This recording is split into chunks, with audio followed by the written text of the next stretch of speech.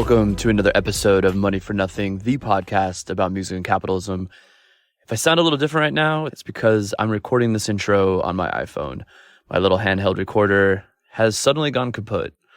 So if you are a listener out there who has an extra recorder that you'd like to donate or possibly sell at a discounted rate, I'm buying.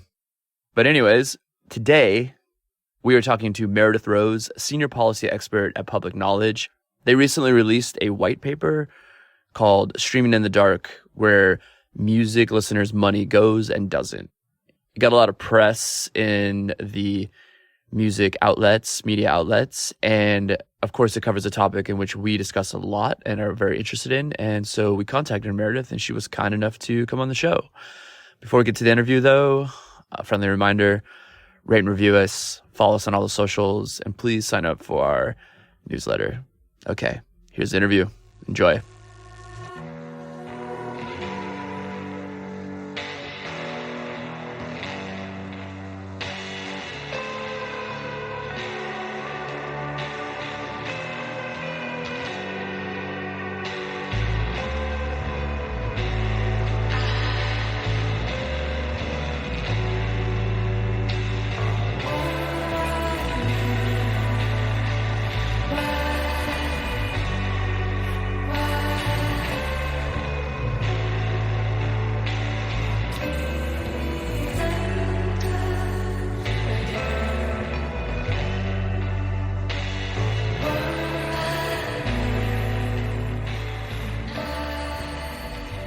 Start with, I guess, I really love the framing of this paper, which, as far as I read it, right, is kind of like music is as profitable as ever, and yet no one knows where the money goes at all. And so to kind of like, I thought like that whole bundle of questions is like exemplified in something that I guess I had never really thought of, which is that no artist understands how they get paid by streaming. Right, exactly. Yeah, I mean, part of the reason for writing this paper was, I worked pretty extensively on the Music Modernization Act back when it was being passed in 2018. Which is, obviously this huge bill it dealt with all kinds of parts of the music industry, and we were really focusing on public domain and older sound recordings. But this question kept coming up about, well, artists aren't seeing any money from this. They're getting fractions of pennies per stream. Where is all this money going? And we kept running into this problem of, well, I can't tell you, non-disclosure agreements, we can't actually say.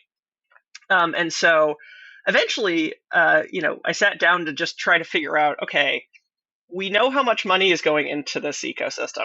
It's about $12 billion, I believe, for 2021 were the most recent figures available when I started writing this.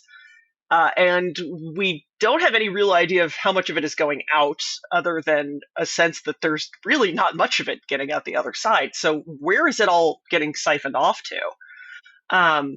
And that was the thing that we kept running up against. Actually, I owe a huge debt of gratitude to a group called the Music Managers Forum, which they're primarily in the UK, but they also have a US wing. And they put out a report every couple of years called Dissecting the Digital Dollar. And it talks about, it's basically the way they do it is they have these sort of roundtable convenings of music managers who talk about what are their concerns, what are they seeing in the industry. And it's a fascinating look at the folks who work directly with artists, but are also their interface with the business side of things. And they kept raising concerns about things like transparency and secrecy and, kickbacks, and this concern that, well, these deals are being deliberately structured, maybe in such a way that, the major labels don't have to pass any of the value of them down. And it just became this enormous rabbit hole of, we don't have a lot of hard public data about this, which drives policy people absolutely bananas, because how are we supposed to make good policy about this unless we have information? And it drives reporters bananas, because how are they supposed to report on this without public figures? And that just basically became like the thesis of the paper at the end of the day. Part of it was just describing. I apologize. That was my calendar going absolutely nuts at me. Um, but yeah, so how do we deal with this? And the short answer, I mean, we've got thoughts about how I think it should be solved, but really, this problem of like really nobody knows, and the fact that nobody knows is a problem in and of itself. Ended up being like, the sort of the major thrust of the whole study. Yeah, and I thought that was tremendously useful. I mean, you refer to it as the veil of NDAs. Um, Mhm. and what was so great, I thought, was not just did you like refer to it in this kind of like blanket way, like all the ways we don't know. You actually broke it up into like, and there's this relationship and we don't know that, and there's that relationship and we don't know that. So I thought maybe if you could tell us a little bit more about like that veil of NDAs, where it exists, and who constructs it, and maybe a little bit of like how. Sure. So it really exists up and down the chain is the problem. There are, often NDAs on just artist contracts with their labels, so that they're not in a position to be able to compare notes with other artists, or their managers aren't in a position to compare notes with other managers about what their compensation looks like. And so occasionally when they're leaked, the details are pretty egregious. So I think we cited in there the Lady Gaga contract with Interscope, which I think was also leaked in 2017. It was a good year for leaks. Um, which basically showed that she had made absolutely $0 off of streaming from her work because of a clause in her contract that Interscope said, well, if we license just your work, then we can directly trace our income to your work and we will pass along the value of that. But if we license our entire catalog, you're not going to see a dime from that. We owe you nothing.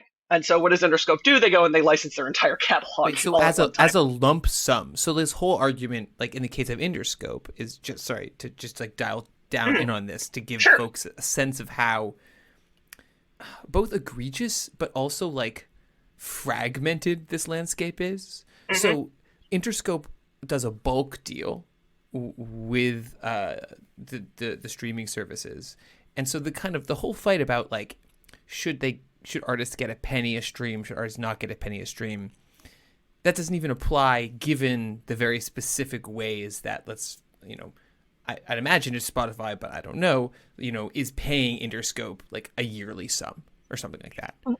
Yeah, it doesn't matter because Interscope negotiated its way out of that. I mean, they knew very well if you're dealing with a streaming service, your biggest offer to them is going to be a bulk deal of some kind. If I am a streaming service, I don't want to license things piecemeal. I want to get the buffet, especially for a service like Spotify, where their entire offering is this broad catalog. And Interscope said, well, if we decide that we're going to license our entire catalog at once, we're not going to owe you anything. And that was a deliberate choice on their part. So that's sort of one layer of NDAs. Then there's the NDAs around the deals struck between distributors and streaming services. And distributors are not necessarily just the record labels themselves. So, distributors, and I apologize to anyone working in or adjacent to the industry. What I'm about to say is going to be very old news. But for those of us on the outside of the industry, distributors are basically the sort of intermediary layer where they can take catalogs and bundle them together. So they're really valuable for like independent record labels. Because an indie record label may not have enough leverage to approach a Spotify or an Apple Music and say, here's my catalog, what will you offer me for it? They're going to get a much better deal if they're able to bundle together with a bunch of other different labels. And then they'll be able to negotiate for better deals, whatever those deals may look like. So distributors basically, they do a lot of things, but one of the things that they will do is they'll bundle the catalogs, and then they'll often serve as negotiators, and then they will handle the distribution of the royalties from those agreements. Now, there's lots of different distributors, but notably, the big three record labels, so Sony, Universal, and Warner, all have their own in-house distributors, obviously, which represent their own catalogs, but they also provide third-party distribution services to independent labels. And so if you're an independent label, it starts to look very attractive to say like, well, I know Sony's going to probably going to get a pretty good deal, so maybe I should just piggyback on them and use one of their distributors who will negotiate better rates for me. But in that case, the deal between the distributor and the streaming service, whatever that deal is, whatever it looks like when it's struck, is under a non-disclosure agreement, which is so strict to the point that apparently I found this out reading the Music Managers Forum work, is that in some of the major record labels, fewer than half a dozen people are even allowed to set eyes upon the deal. Like that's how cloistered these deals are and how closely they're held. So the labels that have signed up with this distributor don't know what they're owed. All they can do is sort of piggyback on it, wait for a check, and then after the fact decide whether it was worth it or not. And it's really that layer of deal between the distributors and the streaming service that is first off, it's the one where the fewest people know what those look like. It's also the most important deal as to how artists actually get paid and where consumers' money goes. And those are the ones that we know the least about. And so that is really sort of the pain point. At least, I argue that that's really the pain point that we need to get more eyes on. And there's a sort of a complicated economic theory about how these negotiations happen and what gets traded away and how much cash and how much non-cash, that we've created this very perverse set of incentives so that the people whose interests should be central to this negotiation, which are the interests of artists and the interests of the paying consumers, are the two interests who have absolutely no representation at that table. And instead, you have these two parties, the streaming service and the distributor, who have very different incentives, and they're the ones who are determining where all of the money is going to go from here on out. And just to be clear, and maybe one of the funny things about these relationships, and I think that this is maybe a little bit, it's non-intuitive, I think, to folks who feel like, maybe rightly, like, oh, there's so much copyright law. There's so much royalty law. And my sense is, and correct me if I'm wrong, that in some ways, unlike, for instance, the structures of payout that go through the songwriting, the set of the bundle of royalties related to song copyright IP, right? That go through publishers, that go through the performing rights organizations, so that's ASCAP and BMI for those keeping score at home, and a couple others, which all have like relatively established payout structures that were written to law in the early 20th century when sheet music was the name of the game. That recordings and the rights around recordings are much more structured by kind of like a set of business contracts, and often like the ways in which in a classic label agreement, which also were based on periods of time when they owned studios and no one else did, that a lot of these labels have rights to the music, and the distributors, many of whom, as you point out, are the biggest labels. It just creates this kind of almost like Russian nesting doll of black boxes where any kind of mandatory payout doesn't even begin to penetrate. Right. I think that's totally right. And it's the statistic, and I always want to throw this out because this is the one that really sort of blew my mind, is that economists and antitrust folks, and this is a world in which I am sort of adjacent, are one of the sort of hobbies of antitrust folks and economists is debating, how do you slice up the market? How do you determine, we're talking about market share. What does that mean? Are we talking about percent of revenues? Are we talking about number of subscribers? Are we talking about, and on and on. And one of the numbers that I think was kind of really shocking is that we all know that, I think it's in terms of global revenue, the big three combined control something like 70% of global revenue, which is a shockingly large number in and of itself. The more shocking number is if you drill down into the distributors that they run. So the distributors, they either directly control or are sort of under their umbrella of the digital music licensing revenues. 85% of those travel through the big three, either directly or through one of their distributor arms, which is that's an incredible choke point. but part of this is, as you mentioned, the what the law calls the musical works, like the composition songwriter side of the equation, is much more of a known quantity, and that's because it's been around longer as an industry. Really took off in the very early part of the 20th century, and there's a really interesting historical story to tell there. And when I give guest lectures to law students about music copyright, I always try to tell it from a historical perspective, because frankly, that's the only way that our current system makes any sense, is if you look at it as a series of things that we have built up in very specific response to specific technologies that were emerging at specific moments in time. That Aeolian company and Yep. their chicanery. Player pianos. It's all player pianos at the end of the day. But really, the music publishing industry came of age and became a powerful economic force at a time when the U.S. government was very much on the antitrust train. They were not afraid to exercise their power, and they did it. Some would say occasionally with wild abandon, but there was this idea of, there's bad behavior and we're going to do something about it. And conversely, you have the recording industry, which sort of came up around the mid part of the century, but it really didn't get the turbo juice, which was copyright protection for sound recordings. That didn't happen until the 1970s, at which point it was a relatively short ride until you get into the Reagan era and the sort of general deregulatory push and this aversion, in many cases, to antitrust enforcement. So you have these two sort of sibling industries, and to watch them nowadays in fights around music licensing, because you have the publishers are constantly engaged in this sort of regulatory apparatus around setting rates. There's a court within the Copyright Office that gets to set the rates for certain kinds of streaming as payable to publishers and songwriters. And they will constantly come out and say, well, the record labels get to do whatever they want. We should be allowed to do whatever we want because we're getting paid pennies on the dollar compared to them.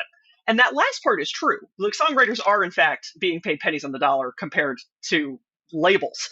But the reason that is happening is because antitrust enforcement actually came down on the abuses of the sort of songwriting publisher side, and it never really meaningfully came down on the abuses on the record label side.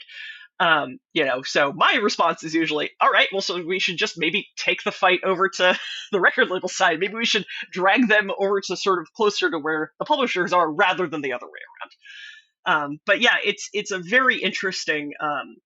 I don't think anybody in their right mind would design the system that we have currently from the ground up. It just nobody is happy with it.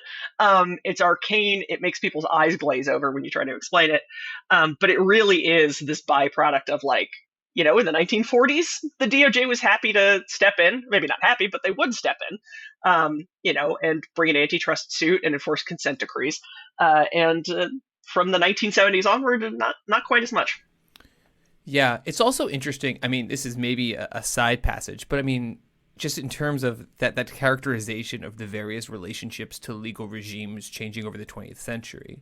I mean, it's interesting that, like, almost in that, like, very law and order imagination versus an antitrust imagination of, like, what the law is for. When the record industry gets nailed, it's like racketeering stuff.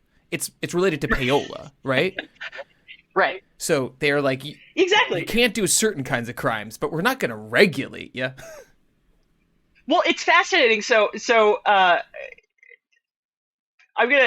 do want to tell the story of ASCAP and BMI's consent decrees, because I think it's a really interesting window into how antitrust authorities and regulatory thought generally would apply to situations like this. So, historically, ASCAP and BMI, ASCAP came first.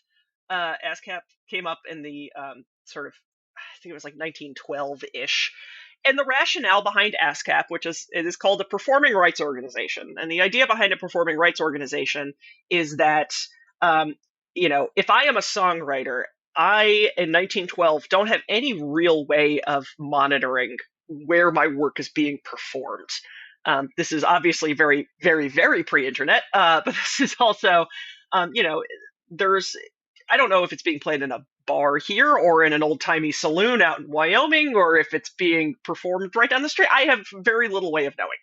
And so ASCAP arose as this way for composers and publishers to kind of band together. They would have agents that would go out into these performing venues, and they would sit there and they would listen to hear if anybody played a song that was in the ASCAP repertoire.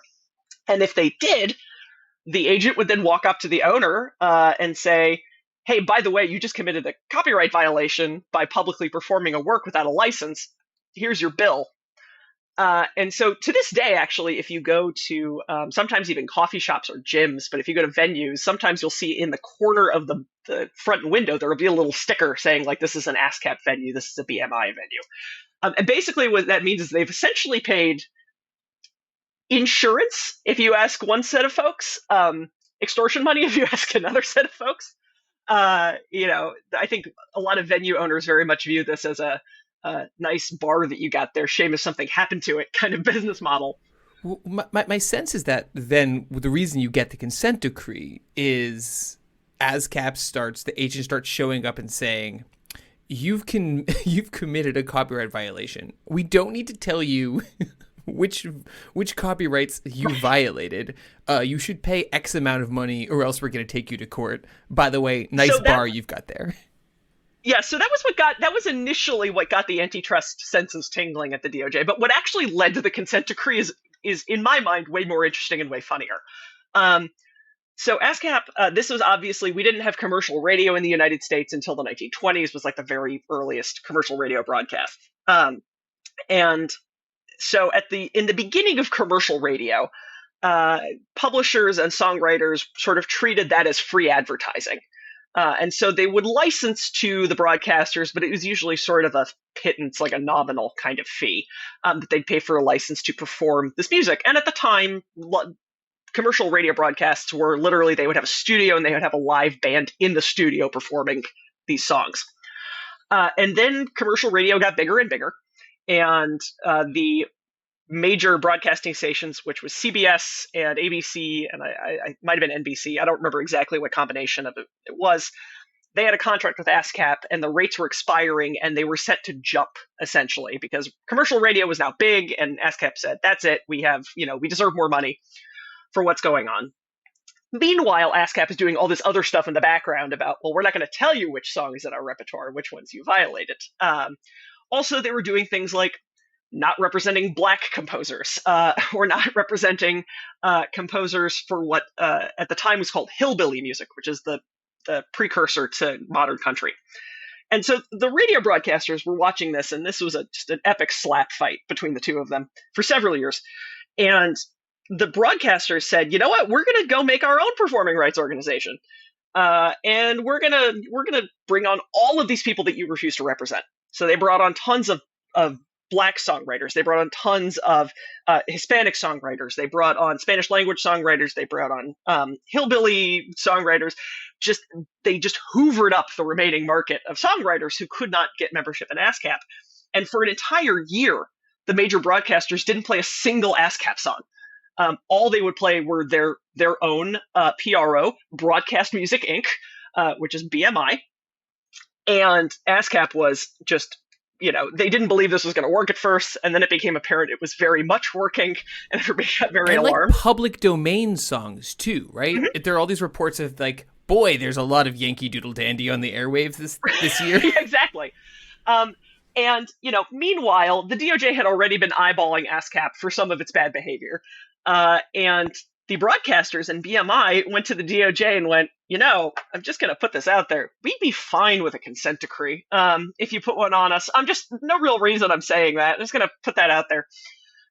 And so the DOJ went, all right, and they entered into a consent decree with BMI. And then ASCAP was essentially cornered and was pressured into accepting a consent decree on its own. And if you read the headlines from like Broadcast magazine at the time, it's wild because there are literally headlines that say like ASCAP menace finally defeated.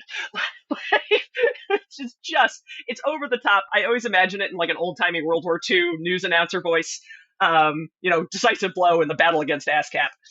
But that's where those consent decrees come from. It's part, and it's a cycle that you see repeated over and over again in copyright law generally, but in music specifically, where you'll have this incumbent industry, and you'll have some upstart who will come in and eat everybody's lunch, and the slap fights will commence, and then the law, be that through the Department of Justice or through Congress, will have to get involved and sort of rearrange the balance of power. And then before the ink is even dry on that, some new upstart will come in and start eating everybody's lunch all over again, and we just repeat this cycle ad nauseum. And so that's really interesting, because I do feel like one of the things that's key to understand, kind of jumping forward most of a century, is the ways in which that inter-industry and almost like intersectoral tensions undergird so much of what's happening now. That you do have the record industry, it seems like, some of the reasons that they're willing to, it's not being done through antitrust, but the same kind of like mixture between like backroom and back alley fighting that leads to the creation of BMI is also the same, like almost industrial logic that dictates the relationship between the major labels and the digital service providers, the streaming services that we all know and love. Oh, absolutely. And one of the trivia facts that every music fan gets to drop at pub trivia is that AM/FM radio doesn't pay record labels for the songs that they play. And that is a relic of the fact that in the 1970s, when copyright was introduced for sound recordings, and with copyright, the right to get paid for the public performance of the work, at that time, radio broadcasters were just an immensely more powerful lobby.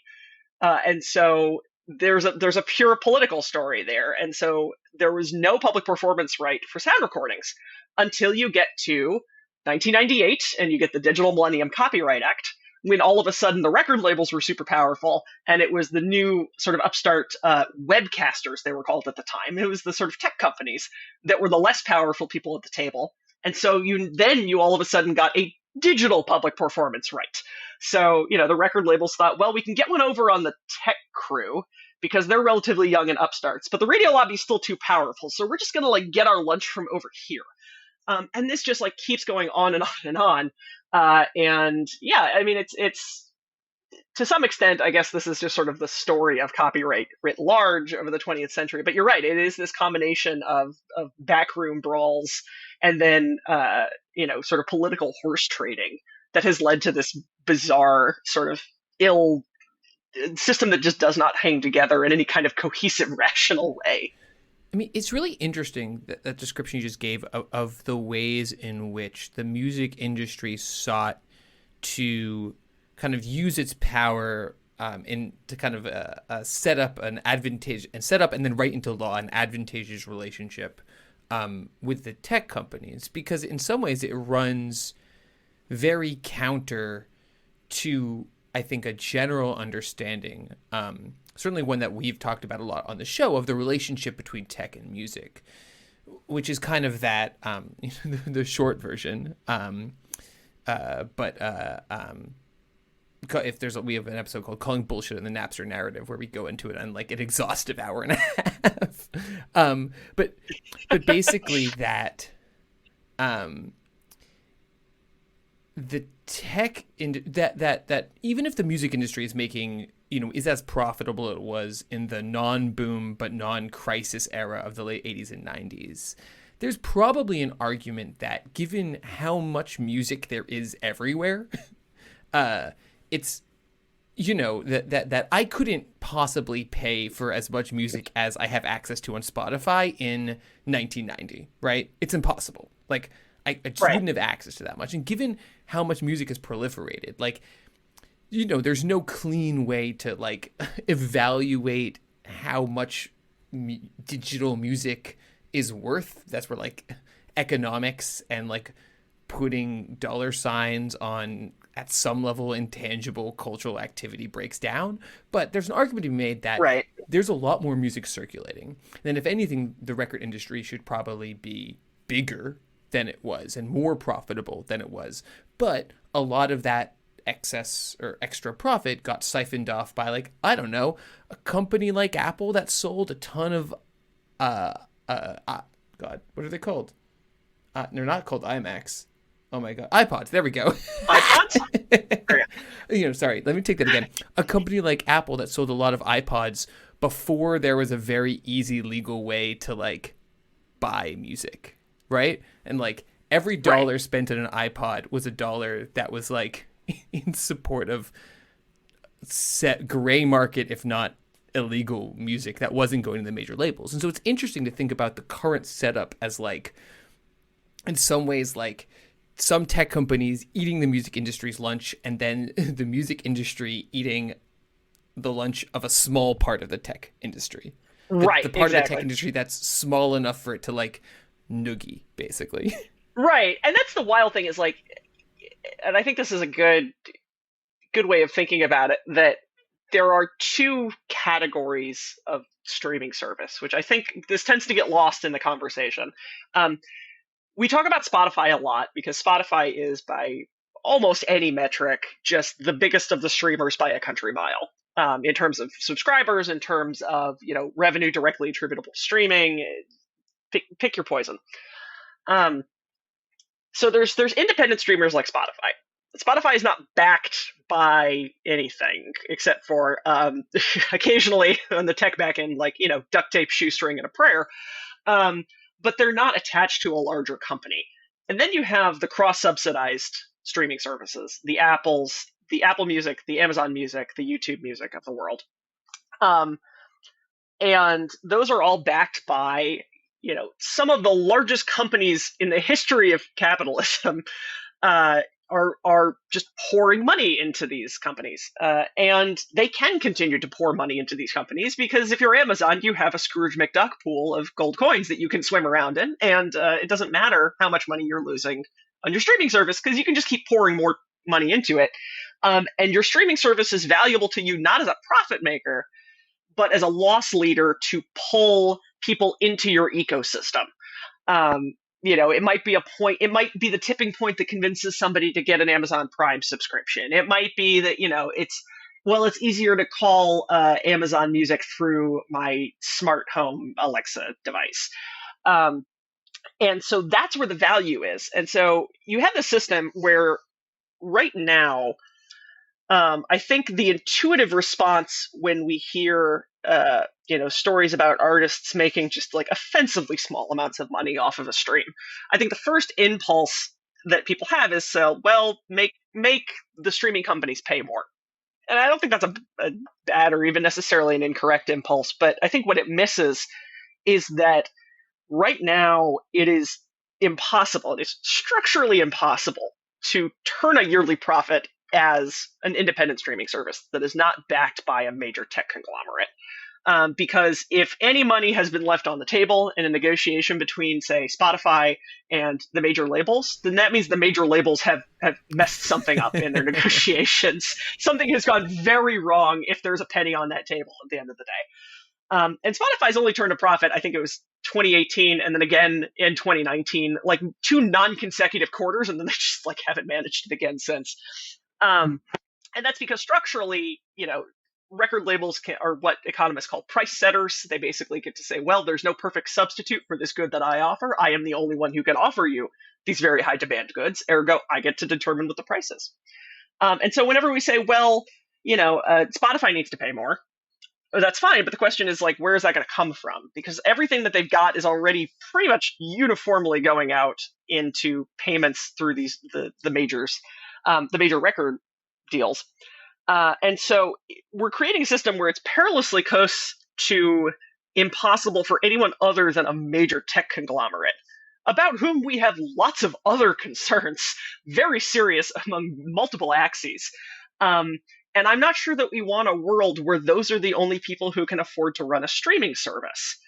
And so the question is, like, how do we prevent that from happening? And, the major labels have historically been very clear about the fact that if you go all the way back to the first, I think it was the first webcasting rate setting proceeding that went on about, this is all the way back in the days of webcasting was literally like if you had a local radio station that was concurrently broadcasting a stream of its feed over the internet, what kind of money did they have to pay? And representatives for the labels sort of went on record saying, like, look, we would prefer a universe where there are fewer streamers that are bigger and have deeper pockets, rather than having this sort of proliferation of small, independent, competitive streamers. Because we don't think we're going to be able to be fairly compensated by, 100 small guys, but we think we're more likely to be fairly compensated if we have like 3 really big guys with deep pockets. And so that's been the pressure on the market ever since, has been like pushing and pushing and pushing towards having fewer and fewer players with deeper pockets. And unfortunately, we're hitting the point where the only people with deep enough pockets are turning out to be like the Amazons of the world, rather than any kind of independent effort. And, God bless Deezer for holding in there. But, those are a rarity. There are not that many of them, and that's a structural problem. Or maybe it's a feature if you're a record label. I think it's a bug, but some people may argue that's a feature, and that's a thing we can debate. Yeah, I mean, that is something interesting that we kind of were brought up in our last episode, where it's like, how do I put this? Like, if Spotify like folded, or like, if the streaming payout system changed, as like Lucian Grange has been like kind of making hints at wanting, like, would the big three be happy like maintaining the streaming with like these massive tech companies, or would they I don't know, like what would, I'm curious like what they're thinking around like the changing of payouts, and like, I feel like they have no problem with like Spotify dying, because these tech companies could just like fill that void. Yeah, I think that's I again, we sort of don't really know firsthand what they're thinking, but I think it's reasonable enough to extrapolate that, yeah, if Apple Music would still be there, YouTube Music would still be there for all their contentious relationship with broader YouTube. Amazon Music would still be there. So the question is like, how much do they care if Spotify goes under? Well, they care a little bit because they have equity stakes, and they would care a little bit because this is has the most subscribers, reaches the most ears. And the other important thing is Spotify has a freemium option, which not every streaming service does. And there's a pretty heated debate about the ethics of even having a freemium service.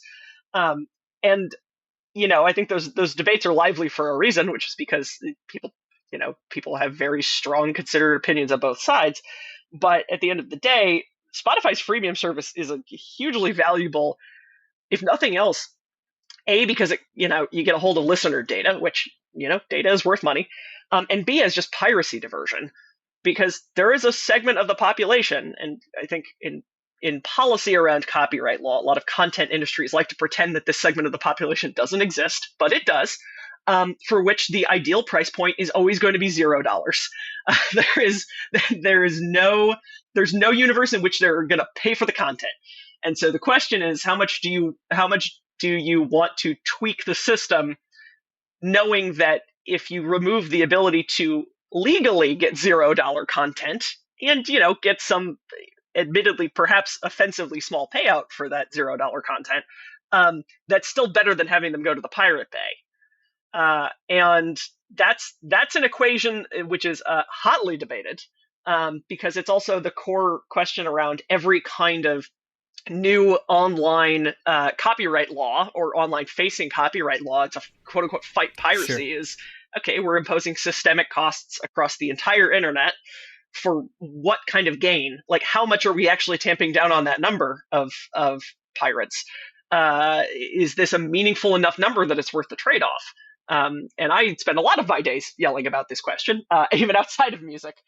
But yeah, no, I think I think you're right. I think right now, if you're a record label, especially if you're one of the big three, you've got the pick of the litter. If you want to knock Spotify out of the running tomorrow, you'll lose some stuff. I'm not going to pretend that it wouldn't ding your business model. But you've still got 3 very large, pretty competitive streaming options to pay you, and they've got much deeper pockets. So, take your pick. Yeah, and ironically, also that freemium model is also like one of the few advantages that Spotify has against like the Apple Musics of the world. Yeah, exactly. I mean, the point about deep pockets is really really interesting because I mean, sorry, let me take that again. That point about deep pockets is really important, I think, and I'd love to hear a little bit more about precisely why the music industry would rather deal with a couple of players with really deep pockets rather than a whole host of smaller companies. And I think that you do a really good job at gesturing in this report to the kinds of I would say like friends with benefits arrangements that the record labels are able to extract from a company like Spotify, or Apple Music or YouTube. That there's all kinds of interesting, like, not off the books, but like not exactly on the books types of interactions that that if I'm reading it right, it's like kind of power that market preference for them. Oh yeah, absolutely. So, one of the things we talk about, if you're Spotify, you're not turning profits with anything, maybe when Mercury's in retrograde, you'll turn a profit, but it's not a regular thing and it's not anything you can usually bank on. And so if you've got a Universal Music Group or a Sony or a Warner approaching you, you are light on pocket cash. You are comparatively, relatively, you're not exactly getting a moth flying out when you open your wallet, but you're not too far off from it. And so when they approach you and want to cut a deal, the incentive, if you're a relatively cash-strapped organization like Spotify, I don't know if I'd call them cash-strapped. Anyway, if you are an independent streamer like Spotify and you do not have a Scrooge McDuck pool of money, you are going to start looking at other things you can offer that are valuable, to sort of offset the cash cost. Say, well, I can only pay you X in cash, but I've got things like in-house playlists that we generate that are actually pretty popular. I could give you some primo placement on those playlists. We have a recommendation algorithm that generates a lot. It drives a lot of traffic to artists. We could juice your results in the recommendation algorithm. We could do discounted advertising deals, which is something that was in the Sony contract from 2017. They got basically a bulk package of discounted advertisements that they can then turn around and sell on to other advertisers. So there's all these kinds of things going on in the background. And, the idea is if you're Spotify, offering these is great because that offsets your cash cost. Now, if you're a record label, this is great for a very different set of reasons, and you would prefer this, which is because generally, if it's not cash, you don't have to pass it along per the terms of your contract with your artists. So if it's not cash, you get to pocket the value of it. And so you have these two sides with very different incentives. If you're an artist at the table, you're going to say, no, I want the payment to be in something that can come to me, because it is my music that is up there. I deserve to be paid. And if you're a consumer at the table, you'd say, like, no, it should go to the artist. Like, I'm listening to nothing but Godspeed You Black Emperor on loop. I would like them to get my money, please and thank you. But if you're the streaming service and you're the record labels, you've got a very different set of incentives. And for the streaming service, it's to minimize your cash payout. And if you're a record label, it's to arguably, in a lot of cases, minimize your cash intake, because you can pocket a lot of value that's not in cash. And so it's sort of these black box deals about who is getting the value of that, who is it getting passed along to. And this is the perverse set of incentives, and this is just the basic economics of how music works and how it is valued, and the ability of labels to be price setters. And this is letting it continue is really a policy choice. At the end of the day, there are tools that we have to address this. We had payola in the radio industry, and that blew up in I think the early 1960s, late 1950s. It was not a new project at the time. That had been going on for a long time, but when it sort of came out into public view, I think people were rightly very upset about exactly this kind of exchange of value going on behind the scenes. And the FCC ultimately was the one who came out and said, well, this is broadcast radio, so we have jurisdiction. And we're going to say that this is unfair competition, and you may not accept cars, you may not accept cash in exchange for spinning records from one company more than another. And I think people are shocked when they hear that, like, that only applies to broadcast radio, those rules. And they don't apply to streaming. And in streaming, we actually have this sort of bizarro situation where the value transfer is coming in a lot of cases from the streaming services in exchange for a discount. So it's this sort of weird. I've seen one researcher characterize it as reverse payola. Yeah, that's what I was gonna say. I mean, Yeah. in some ways, it feels like an anti-monopolistic, a classic example of monopoly, right? Like when there were a lot of record companies, they paid the radio stations. Now there's 3, and the digital equivalent of the radio stations pay them. It sounds like a Yakov Smirnov joke. Like, in Soviet Russia, FM radio pays you. But yeah, it is kind of crazy. And there's other kinds of this stuff too. I mean, we talk a little bit about the paper.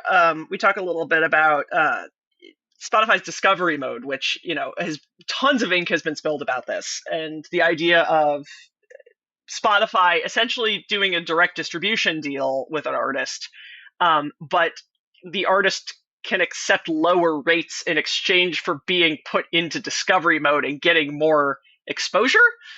And people are saying, well, that's basically payola too. So it's there's all these concerns floating around. And again, it is nigh impossible for most policymakers to be able to say with certainty, this is what's going on, this is legally how I would characterize it, because they cannot get eyeballs on the deals. And we're sort of stuck relying on this combination of like statements from people who are directly affected and leaks and things that have been filed in litigation, and sort of trying to reverse engineer from a bigger picture from what we can see. And I would love, frankly, for a record label to come out and say, you got it all wrong, actually it's this other way. To which I'd be like, cool, can you show any of the documents that actually can you prove this to me? Because you're just going to have to take it on faith is not an answer that should ever be accepted by any policymaker for sure. But it's what they've been stuck working with. Members of Congress, if they ask questions, unless they're willing to, open a full-on investigation, they just kind of have to take it at face value from industry folks. And that's just like bad. That's a bad way to make policy, and it's sort of landed us where we are right now. And I'm a policy wonk, so I take the local angle on everything, and I think, well, is there a chance of reform here? How would we do that? And I think there is, and I think there's several paths forward, but none of which we can really engage on until we get better information, because this whole just take my word for it isn't going to cut it.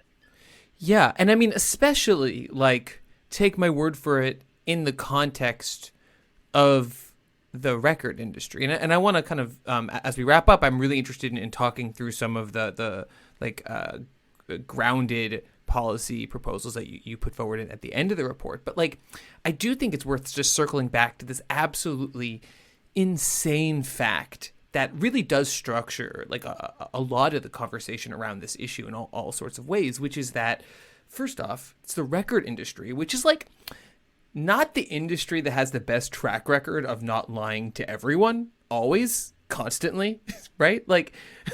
The history of the record... not held up as model citizens in a lot of these discussions. Yeah. They're handing out Cadillacs and stealing royalties and, literally millions of various illegal or semi-legal or corrupt activities over their century plus history, and in relationship to artists, in relationship to radios, all kinds of stuff. And so at the very minimum, just being oh yeah, definitely we'll trust you because that's never gone wrong. But also just it makes, and again, like you said, this is the main thrust of the report, is it makes an informed, intelligent discussion about the impact of the streaming economy on music and musicians impossible, because we don't know the basic facts, right? are musicians making more or less money than they used to be? Full stop, right? In some ways, we can infer sociologically almost, right? A lot of musicians sound like they're struggling. You also have Spotify saying, there's I forget how many right now, but something like 100,000 Spotify artists who make over $10,000 a year, over a certain amount of money a year, that we're empowering more artists to make a living. And right, maybe it's totally possible that what you're catching there is, a set of musicians, maybe like 80s indie rock musicians who were always going to be making less money in the 2020s as their music is not as popular as a new generation of SoundCloud rappers. And like, maybe that's true. Or maybe that musicians are just not making nearly as much money from Spotify, from the streaming economy as a whole. But as you're putting out, like, literally we can't know. We can't even ask the most basic questions about this industry because the wall of NDAs. Yeah, exactly. And this is a constant frustration of mine as someone who works in the sort of music copyright mines all day. People will ask, staffers in Congress will ask very straightforward questions about, like, well, what do these deals look like, or how much, exactly like you said, are musicians making more or less money than they used to? And I can't, I can say, well, we have kind of an intuitive sense about this, but the data just isn't there. And the other side effect of this. So I am a U Chicago alumna twice over. My alma mater is part of the problem here. Sort of the overimportance on dollar figures when we're talking about policy. But the flip side of that is economists have not yet been unleashed on this problem because the data is just not there. And so every other, industry which has been nitpicked to death twice over by economists, you don't get that with the music industry, like, nearly as much. You'll occasionally get an economics report from in-house or from a consultant commissioned by whatever, but you really don't have that kind of academic literature of, like, well, what does this actually look like in dollar figures? So, if I could point the entire, Chicago School of Economics at this and then just, like, let them ride, mission accomplished for me. What a horrifying idea. But, I know, you know what? It's sometimes you got to work with the tools you got. It's sick 'em. But so, like, the thing that we really, like, landed on in doing the research for this is the FTC, the Federal Trade Commission, has this authority under the FTC Act. It's Section 6B, and what Section 6B is a provision that allows them to do a bunch of things. The key part of which is they can open an investigation without the intent to prosecute. They can open an investigation into an industry to just say, like, we're not sure what's going on here, and we need to know more to make sure there's no funny business. And they can subpoena documents. So pretty much everyone else within the U.S. government who has any kind of policymaking role with regards to the music industry, like the Copyright Office, for example. The Copyright Office does lots of studies. The Copyright Office doesn't have the power to demand documents. They can ask nicely, and then they just have to take whatever they're handed and work off of that. And that is not a good way to make policy, especially when the problem is all of these NDAs. So the FTC has the ability to legally subpoena documents, and they can keep them under seal. Not releasing them to the public, be like, all right, there might be trade secrets in here, fair enough. They can keep it under seal. They can aggregate these things and do sort of something akin to, like, the parliamentary inquiry that happened in the UK, where they look at what's going on. They get eyes on it, on, core original sources of these deals, and then they can issue a report. And they can also do other things under 6B authority, like they can mandate what sort of functionally amounts to a standing check-in with the industry every year about, like, you have to report X, Y, and Z to us. And if it starts to look like there's too much funny business, then we might do something. But really, like, the key power there is the ability to actually subpoena these documents, to get eyes on them, and to be able to, internally within the FTC, they don't have to share them. They don't have to publish these documents everywhere, but just to be able to get eyes on them, sit down, kind of assess what is going on, and then turn around and report back to the rest of us. about what exactly is going on. And it might be that, I would find this very surprising if they said it, but there is a universe in which they come out and say, actually, there's no real one problem here. There's just some fundamental economic things, and we don't think there's any way to fix them. I would be very surprised if they said that, but that's within the realm of possibility. But really, it's just, we've got to have somebody who's able to get eyes on this other than, 5 people working at Sony Music. To be able to say, relatively impartially, we think this is all very bad, or we think actually it is somewhat less bad, or maybe even that we think it's fine. So that's where we came down, is just saying, like, before we do anything else, and we think there's a lot of other things that can be done and should be done, we've got to start with this study out of the FTC. Can I ask a political question about that? Sure. Which is, it seems like some of this inquiry would be made more difficult by the fact that the counterparties to these deals are the most powerful corporations in the world sometimes. Like Spotify, no, but Apple Music and Amazon Music are part of Apple and Amazon. And like, there's all, as you said, there's multiple axes along which we're concerned about, I don't know, like non-compete agreements between tech companies, this same kind of backroom deals, and whether that would make this kind of investigation more difficult to do. Possibly. I mean, I think it really depends on what's in there, and one of the interesting things is we haven't really seen a response to this report from anybody on either side of it, really. We've had a lot of like great response from artists and artist managers in particular. And we've gotten a lot of like very good feedback from independent labels, who are really getting squeezed by this on all sides. Major labels and streaming services, not so much. It's been kind of very quiet in response to this. So I think you're right in that it is politically complicated because these deals, we don't know what's in them.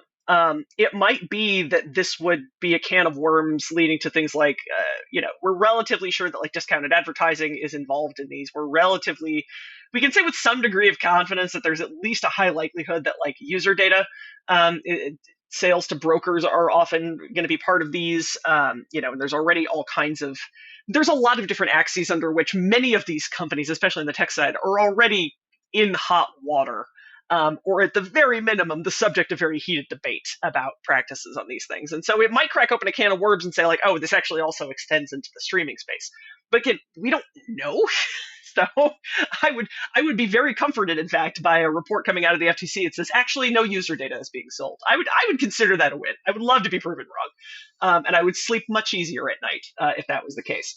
But I think that's right. And the FTC also has the complication right now of it is pretty politicized in Congress. I think the view of the FTC is very split along party lines. And so it's a little bit of a difficult lift to get buy-in when, fundamentally sort of one half of the aisle looks askance at the FTC just as a general political matter.